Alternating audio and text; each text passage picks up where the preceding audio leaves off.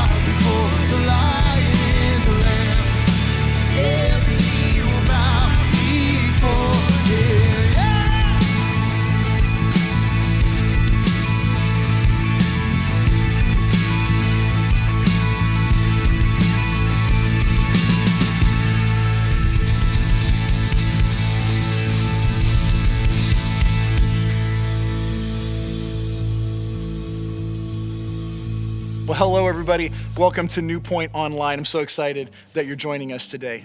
Listen, here at NewPointe, we're committed to 3 vital relationships: connecting with God, connecting with others, and connecting others to God. And to do that, we made a couple of resources available for you. First is our website, newpointe.org. You'll find a whole bunch of information there and resources for you and your family.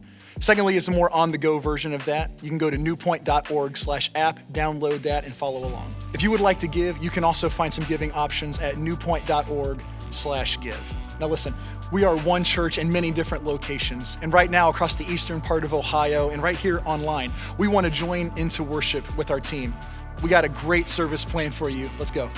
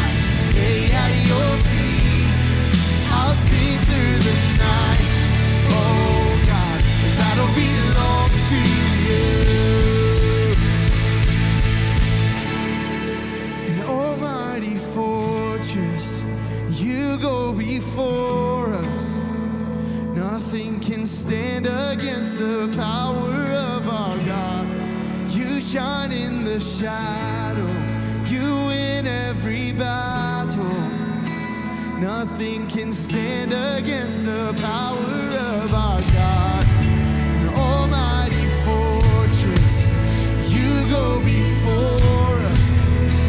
Nothing can stand against the power of our God. You shine in the shadow, you win every battle. Nothing can stand against the power of our God. Almighty fortress, you go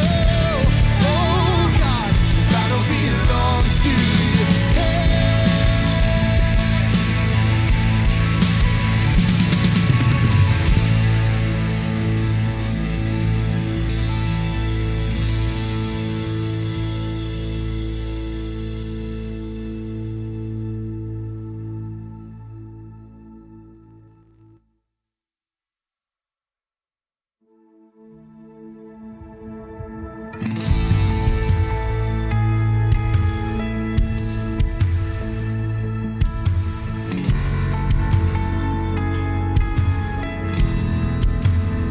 don't wanna be afraid every time I face the waves.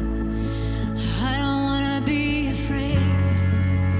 I don't wanna be afraid. I don't wanna fear the storm just because I hear the roar.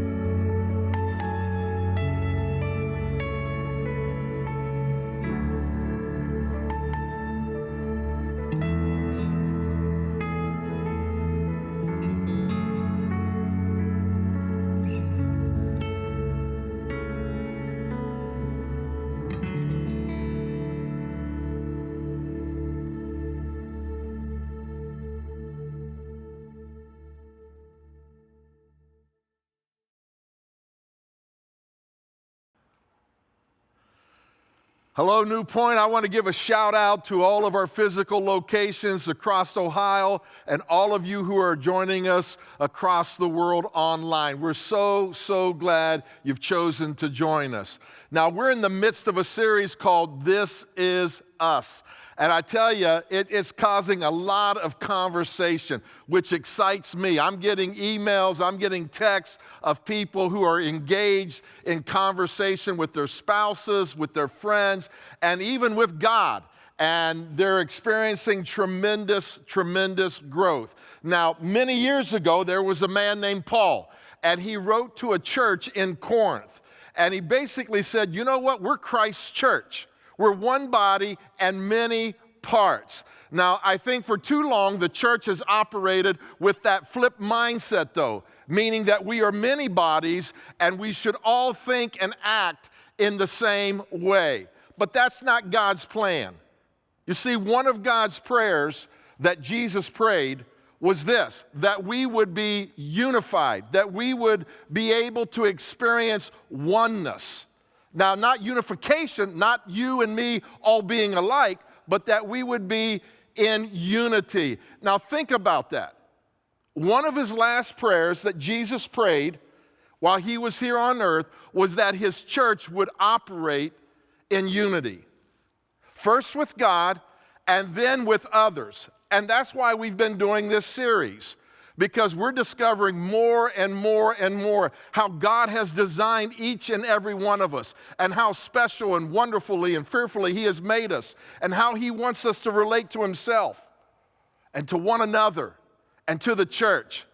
Now, we've been taking a look at the Enneagram, and as I told you, it's just a tool, okay? We always want to come back to Jesus. And if you haven't visited, though, NewPointe.org/thisIsus and taken that assessment, I want to encourage you to do so because it's an unbelievable tool. Matter of fact, I believe it will help you in your spiritual formation. And so we have some incredible resources there for you so that you can understand it better and why we're using it as a tool. Now, here's what we're learning. We all have a dominant center of intelligence. And this doesn't mean that we don't use the other two at all. It just means that we have a dominant one. And we all use our gut, we all use our heart, and we all use our head in different ways and at different times. But we definitely, I know it's true of me, we definitely default to our favorite one. And that is our dominant Enneagram center of intelligence. And as we looked over the past couple of weeks, we found out that there's 3 triads in the Enneagram, okay? We looked at the gut triad, the heart triad. And today, we want to look at the personalities 5, 6, and 7, and we want to look at the head triad. Now, we've been looking at a verse, and I want us to go back to it today because it's so important for your spiritual formation and my spiritual formation, and it's from Hebrews chapter 12. And here's what he writes. Therefore, since we are surrounded by such a great cloud of witnesses, let us throw off what? Everything that hinders us.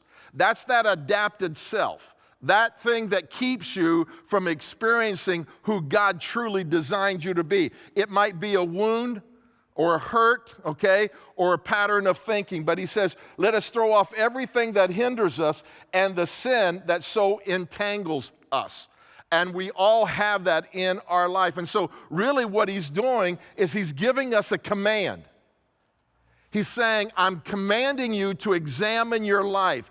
I'm commanding you to be ruthless of what needs to go in your life and what needs to stay in your life. And so he says, and let us run with what? Perseverance, the race marked out for us. Now, we have to run with perseverance because the fact of the matter is this takes work. I'm still working on myself. I still have things that hinder me in my life. And I still battle the sin that so easily entangles me. And so each of us, we have those specific special tendencies and struggles that we fight with. And we need to be able to learn how to deal with them. Now, for the gut triad, By the way, that's me, okay? I'm an 8. It's anger. For the heart triad, it's shame. And today we want to look at the head triad and the emotional struggle of fear. Now, each of these personalities will handle the emotion differently, and they will at some point struggle with it. If you're a 5 or a 6 or a 7, you're going to try to cope with this in many different ways. But the head triad copes with the dominant emotion of fear in a number of different ways, and each do it differently. Now, for example, the 5 will withdraw. When fear comes, you'll just withdraw. The 6, what they will do is they will seek security but feel anxious. And then the 7 will distract themselves. They'll just distract themselves. And so just like the gut and the heart, the head shares some common priorities as well. And the common priorities for the head is minimize anxiety. How can I minimize anxiety? Because fear is that dominant emotion. And then obtain certainty and security, because if I know that this is certain and I feel secure, well, then I'm going to minimize that anxiety. And then third is to gain knowledge, Now, that's a brief overview of the head triad. But let's take a deeper look, as we have in the past, at each personality type that comprises the head triad, all right? Let's start off with the type 5, the investigator, okay? Here's the childhood message that maybe you heard if you are a 5, and that is this: it's not okay to be comfortable in the world. Versus, your needs are not a problem. Your needs are not a problem. You see, if you are a 5, maybe you didn't receive any meaningful interaction or emotion or affection from your caretakers, or maybe from your mom or for your dad. And as a child, maybe you had this intrusive, over-controlling caretaker or parent, and you felt exposed and defenseless in the face of this intrusion. And so it has had a tremendous impact. And so what you've done is you've built walls around yourself, and you've retreated to that mental realm, and it has affected you, and it's caused you to live out an adapted lifestyle instead of an authentic lifestyle. But here's what we have, and this is what we want to focus on, okay? You have the divine gift, and that is God's wisdom and insight. Now, your core striving is to perceive and to understand the distorted belief that we have to throw off, okay? Because it's going to hinder you, is I must be self-sufficient to survive. And then a 5's focus of attention is on what makes sense. What makes sense. The root sin is greed and withholding. All right? Doesn't mean that you're greedy. It just means that you have a tendency to pull back because you want to make sure that you have enough. Avoidance is looking foolish or uninformed. The primary fear is being depleted and overwhelmed. You want to make sure that you have everything that you need to do everything that life is calling you to do. And yet, the transformational growth opportunity for a 5 is to be generous. That God will take care of you, and to live in community, to really be known for who you are, because you're special. If you are a 5, you are special. And so how does a 5 relate to God? Well, a 5 will see God as all wise and never, ever wasteful. And so their primary goal will be to connect with the wisdom of God, to understand the deeper realities of life, and to be able to apply it for the sake of living well in this broken world. Now, it's very hard for a 5 to see God as being impractical, because while God is very, very wise, okay, he's never wasteful. And yet what happens as a 5, you never see the whole picture, do you? And so it can be hard for you as a 5 to understand what God is doing in his world, when you only have a portion of the information or some of the facts. And so if you're a 5, you will greatly benefit if you will shift from trying to make sense of everything and allow for some mystery, okay, and the unknown, and learn to trust God and not rely on the circumstances of life, but rely on His character and let Him surprise you with His faithfulness. And so that's how we should relate to God if you're a 5. How about to others, all right? 5s are not going to express the fullness of how they're feeling, okay? They're just not.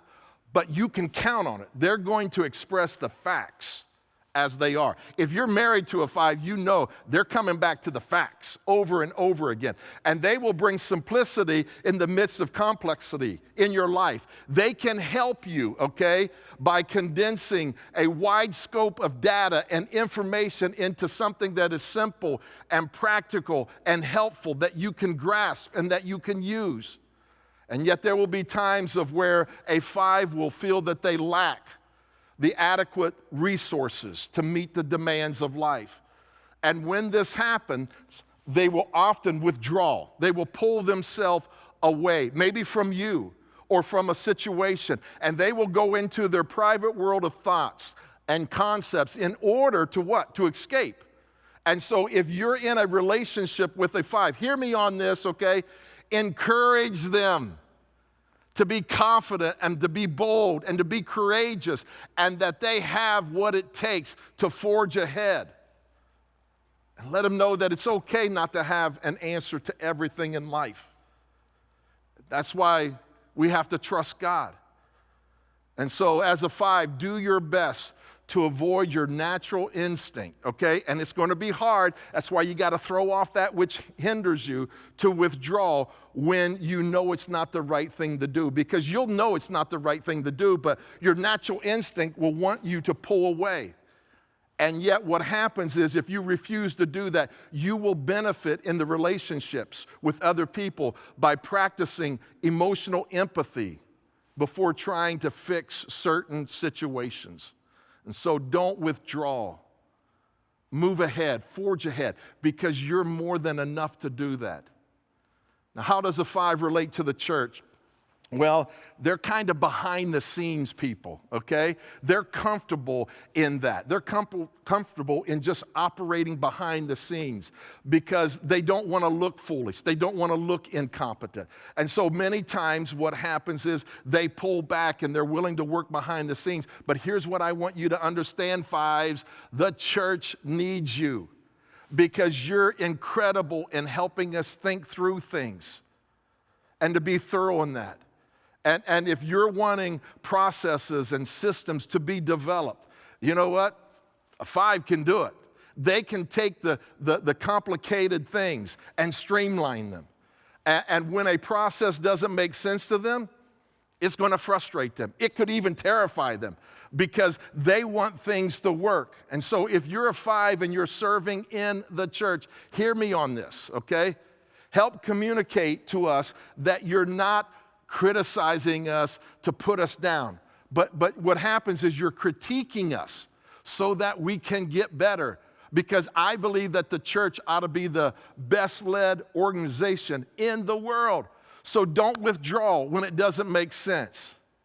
Realize that you will experience tremendous growth when you forge ahead. And you can be a great, unbelievable resource for the church so that we can function better and so that we can operate better and so that we can be the hope of the world to a world that desperately needs us. And you can be a source, okay, so that people can access your wisdom, your insight, and your expertise. And we love you, 5s. Never forget that. More importantly, God loves you. How about type 6, all right? Here's the childhood message there. It's not okay to trust yourself. It's not okay to trust yourself. Versus you are safe. You are safe. Now, if you're a type 6, okay, maybe as a child you were raised in an unpredictable situation and you had no safe place to go to. And there is a possibility that at some point you lost faith or trust in those who should have protected you. And maybe you felt that, you know what, they will never protect me. And because of this, maybe you turn to this inner defense of doubting and disbelieving reality and rejecting your own instincts.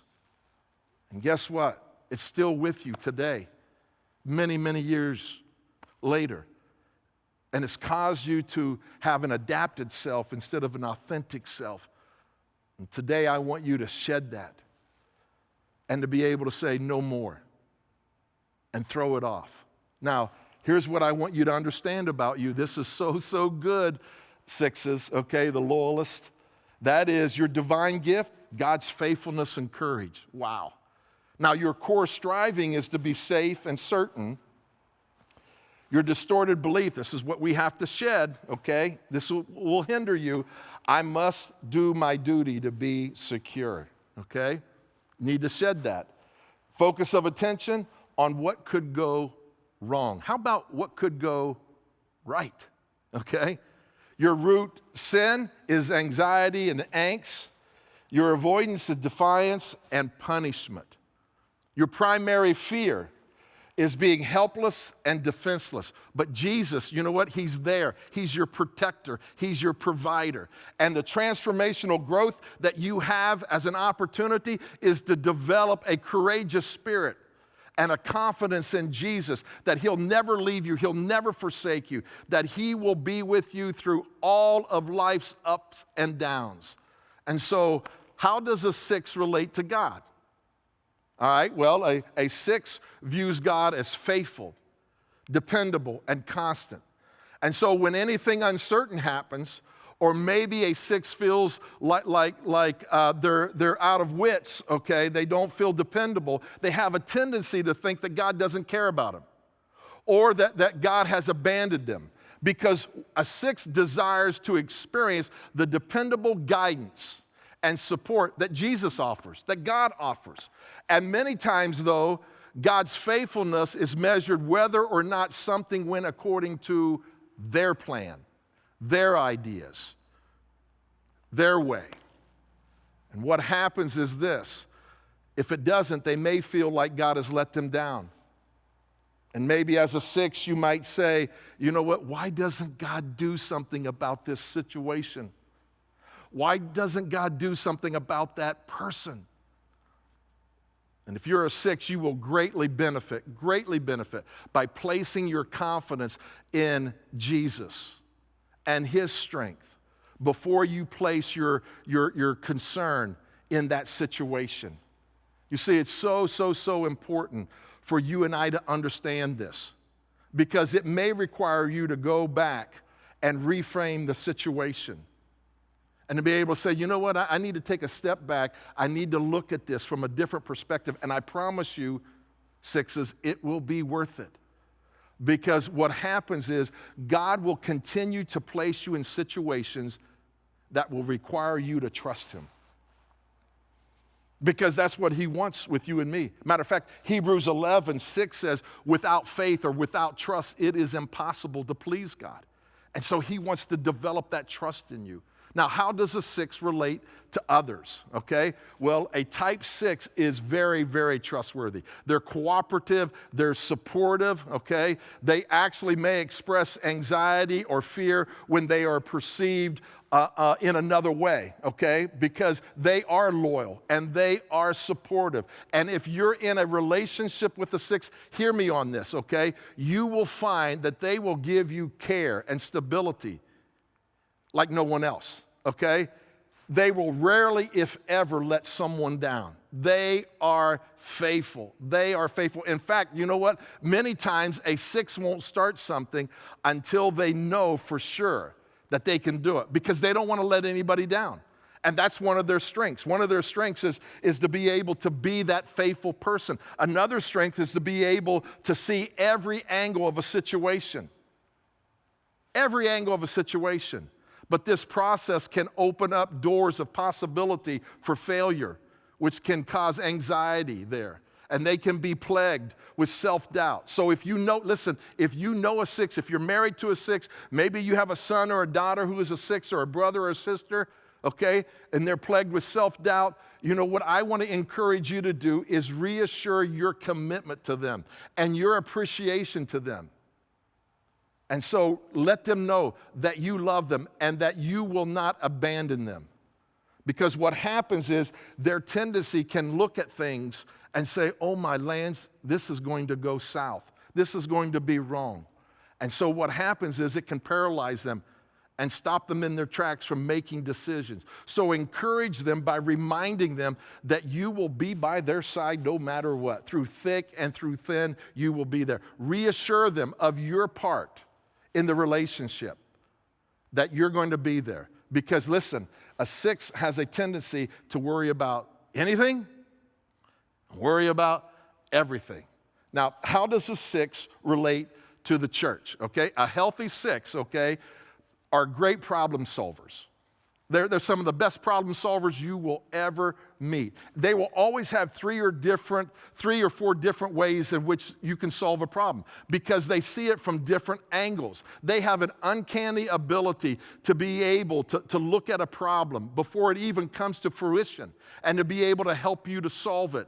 And they're going to carry out their responsibilities with character and integrity and high ethical standards. You see, loyalty is very, very important to a 6, and they don't want to let you down.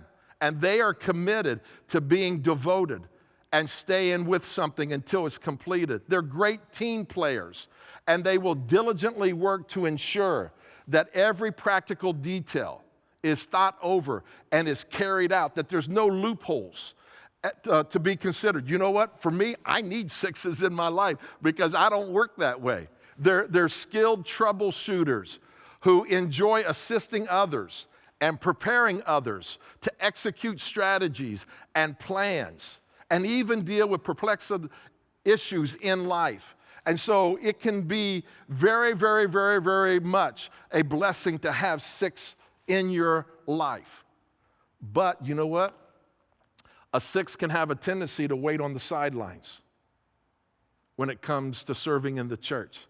And this happens because they jump to unreasonable conclusions with their fear of not being able to maybe follow through or be committed or to succeed.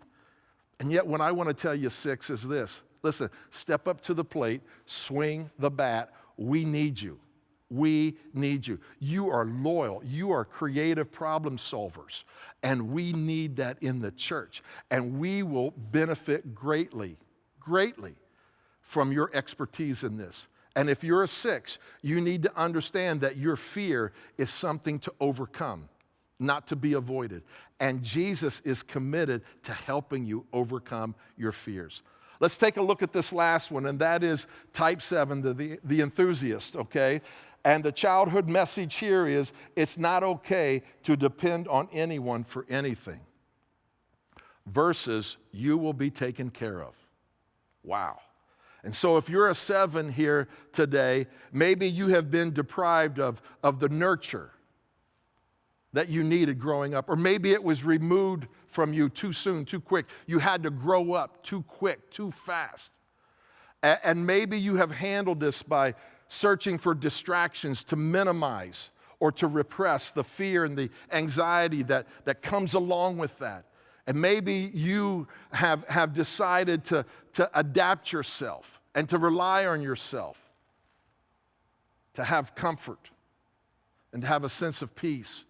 And today I want to tell you, shed that. Look to Jesus because he wants to give you the peace and the comfort and the strength that you need. He wants to be that for you. Now, what's your divine gift? It's God's joy and abundance. Oh, my lands, I tell you, you bring incredible joy and abundance to every situation. Your core striving is to be happy and free, okay? If you're throwing a party, invite 7s, okay? That's what they want. The distorted belief that you need to shed, though, okay, is happiness comes from external experiences. You need to shed that, all right? Your focus of attention is on what's next. Squirrel! That's a 7, okay? And so you need to realize that your root Sin is gluttony. It's not necessarily talking about food. It's just talking about what's next, what's next. I want more, I want more, I want more. The avoidance is pain and suffering, pain and suffering. And then the primary fear is being trapped and deprived. Here's the transformational growth opportunity for sevens, okay?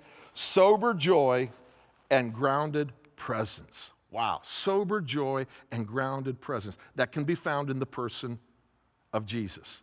Now, how does a 7 relate to God? Okay, well, God is full of life and God is full of adventure and joy. And it can be daunting for a 7 to think of God as being the same yesterday, today, and forever. And so when a 7 is working on developing their relationship with God, they might jump from one Bible study to another Bible study to another Bible study, from one regiment to another regiment, to jumpstart their relationship with Jesus. Because boredom with God can make a 7 feel distance from God or even guilty. And life from their perspective is designed to be full of delight and excitement and adventure. So they have a great desire to get in on what God is doing in the world. And so when life is difficult, when life is hard, when life is filled with trials, a 7 can think that God has left them and is aloof and doesn't care. It's hard for them to be content and to be able to just live in their present circumstance. Why would they want to do that? They want joy, they want happiness, and they think it comes from the external. Now, this isn't intentional, okay? They genuinely do not want to miss out on God's best for them. And that's why I love 7s. They really want God's best. They hunger for that. And so 7s, you will experience more sustained joy and contentment when you realize that, you know what? God uses problems. God uses pain. God, listen to me, God uses times of aloneness to develop a well-rooted life in Him. And so He'll do that. So embrace that. How does a 7 relate to others then? Well, they will bring fun. They will bring adventure into your life. Matter of fact, I love having breakfast with 7s because they make me laugh. They give me energy. They are the life of the party. They encourage people in incredible ways, and they encourage people to keep a balanced perspective on positive outcomes. And even what could be considered a negative situation, they offer alternatives to the gloom and doom mindset that many of us struggle with. And so if you struggle with that, man, get with a 7 because they will help you with that.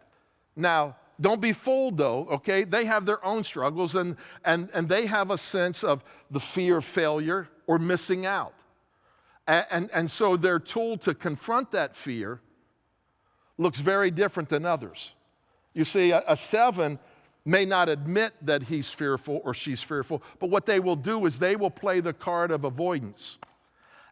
And how do they avoid? They move on to something else. They just move on to something else, something better, something that feels better, something that looks better. And this means that they won't always follow through on things. So they need to be reminded and lovingly held accountable to be able to follow through on things because maybe fear is speaking to them. And so if you're in a relationship with a 7, you need to remind him that maybe taking on another project, another responsibility, will end up causing them more havoc and more stress down the road. And that if they can get past certain situations in their life, and if they're willing to embrace the pain, embrace the problem, and learn and grow from it, they will soar in incredible ways in their relationship with God and with others and with themselves. However, if you're living with a 7, or if you have a friend for a 7, you might have to help them live in reality at times because they'll want to escape it, because they'll want to run from problems or difficult situations. And so don't allow them to keep their life so busy that they don't have time to think or deal with the issues or the problems or the trials that they have. Be able to say, hey, you know what? You can do this. With God's help, you can do this. And so a 7 will benefit greatly in their relationships by thanking God for every circumstance and for everything. God, what do you want to teach me? How do you want to grow me? How do you want to develop me? And so how does a 7 relate to the church? Let's wrap this up, okay? A 7 is going to be like a shot of caffeine into any ministry that they serve in. They're going to be exciting. They're going to be fun. They're going to bring great energy. They're going to be vision casters. However, they do struggle with this personality trait, FOMO, the fear of missing out. And it's because of this that a 7 is great starters. But honestly, let's be honest, 7s, you're not a great finisher. You're not always the best at finishing. You will gravitate towards a ministry that has the most excitement, that seems to be like the most fun. And yet, here's what I want you to know, 7s. I love you, God loves you, and you are an incredible gift to the church. And the church needs you because you know what? The fact of the matter is there are some areas of the church that needs more excitement, that needs more energy, and you can bring it. But when you do, endure to completion. Discover that euphoric sense of contentment and satisfaction that comes by finishing something, and you will be blessed in doing so. And so a 7 is eager to serve. A 7 is eager to explore. A 7 is eager to devour new ideas and informations and insights and interesting facts. And you can help the church because you know what your question is? What if? What if we did this? What if we tried this? What if we got creative? What if we thought out of the box? And I want you to realize that we need that kind of thinking even though we can't do everything that you'd like for us to do. And so today, the Head Triad, fear. Fear is the dominant emotion for the Head Triad. And it's important for you to realize, it's important for all of us to realize that this fear will keep you from realizing and reaching your full potential in Jesus Christ. And you need to realize that Jesus loves you. He cares for you. He wants the very best for you. He will never leave you. He will never forsake you. And His love is perfect. And so it'll cast out all fear when you experience it. And so understand that God's love is perfect. And there's nothing you can do to cause Him to love you more. And there's nothing you can do to cause Him to love you less. And so I want to encourage you to take time to meditate upon the fact that God knows everything about you, and yet He loves you. I want to leave you with this verse. It's from Isaiah, and it's one of my favorite verses. It says, "For I am the Lord your God who takes hold of your right hand." 5, 6, and 7s.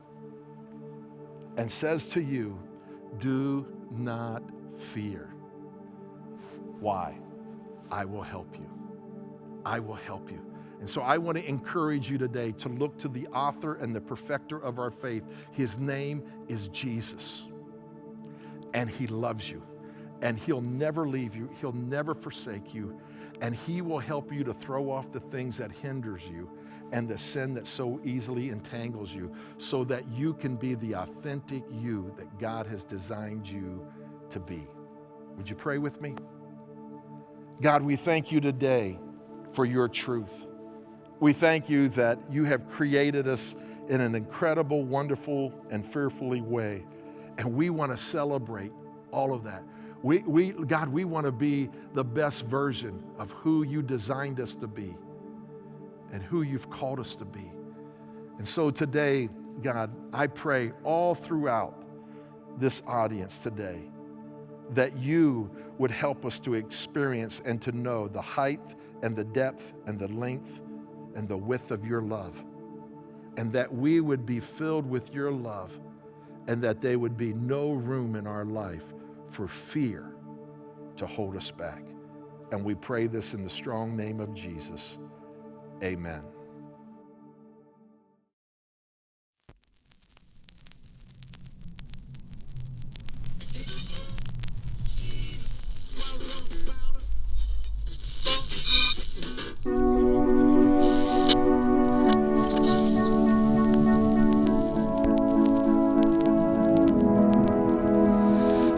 first the ground rules get established.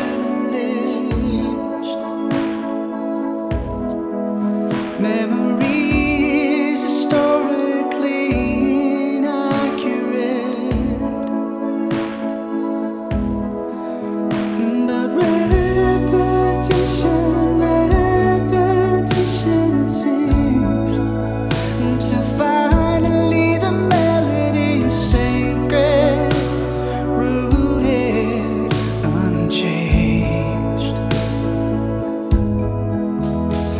Patterns form and feel important. The starting lines of a living blueprint. All this information is key to draw a distinction between waking life and all our dreams. All our dreams.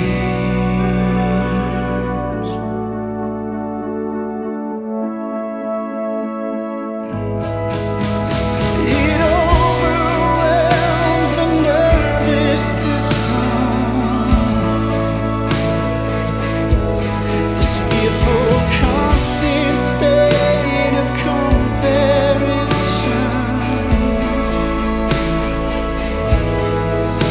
In all great matter, all great matters.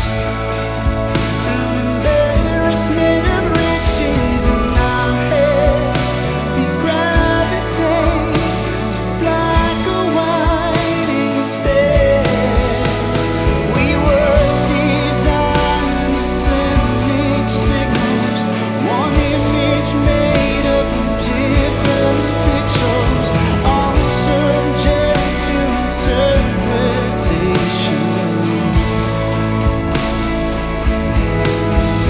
To binary systems run, and the vibrancy of everything becomes zeros and ones.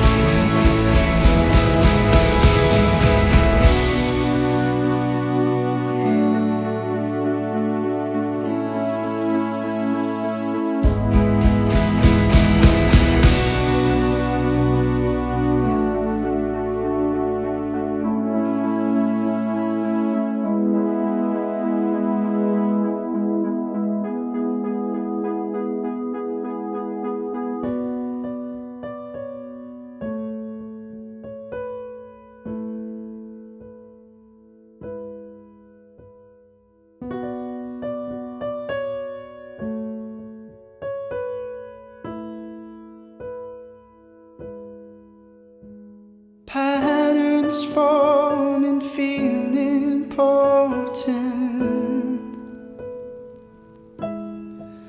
It's the first brush stroke of a self-portrait.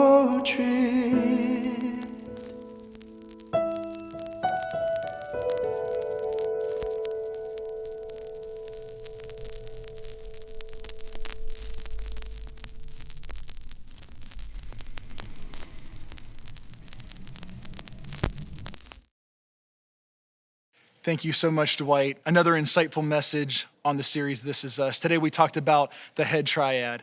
If you want to know more about it, I encourage you, go to newpointe.org/thisisus. You can take a free assessment and get some more materials and resources about the Enneagram. Next week, week number 6 in This Is Us. I want to see you back here. Thank you so much for joining us today. I hope you have a great day.